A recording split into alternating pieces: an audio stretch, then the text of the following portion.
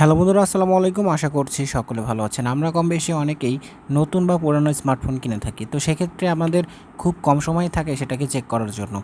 আপনারা কীভাবে খুব অল্প সময়ের মধ্যে আপনার ফোনটি ঠিক আছে কিনা, যে ফোনটি ক্রয় করতে চাচ্ছেন, নতুন হোক বা পুরানো, ঠিকঠাক আছে কিনা সেটা চেক করার জন্য কী করতে পারেন সেটা দেখাচ্ছি আজকের ভিডিওতে। ভিডিওটি ইন্টারেস্টিং হতে চলেছে। যদি এরকম ভিডিও আরও পেতে চান অবশ্যই পেজটিকে ফলো দিয়ে রাখবেন।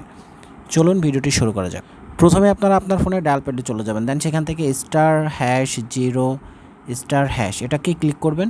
দেন তাহলে দেখতে পারবেন এরকম একটি অপশন চলে আসবে। দেন এখান থেকে আপনারা ফোনের যে কোনো কিছু চেক করতে পারবেন। এখান থেকে আপনি ভাইব্রেশন চেক করতে পারবেন, সেন্সর চেক করতে পারবেন, স্পিকার, মানে আর কি সমস্ত বিষয় কিন্তু এখান থেকে চেক করতে পারবেন। এখানে টাচ, তারপরে কালার, বিভিন্ন অপশন কিন্তু এখানে রয়েছে। আপনারা এখান থেকে সহজে চেক করতে পারবেন। আমি আপনাদেরকে দেখাই। স্পিকারে যদি চাপ দিই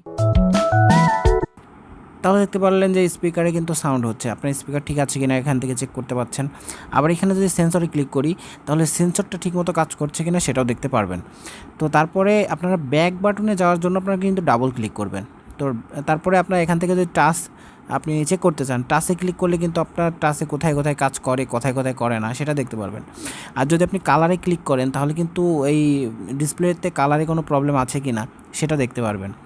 তো এরকম আপনারা কিন্তু এখান থেকে সমস্ত অপশন থেকে চেক করে নিতে পারবেন। আপনার ফোনের মেজর কোনো সমস্যা থাকলে এখান থেকে আপনারা বুঝতে পারবেন।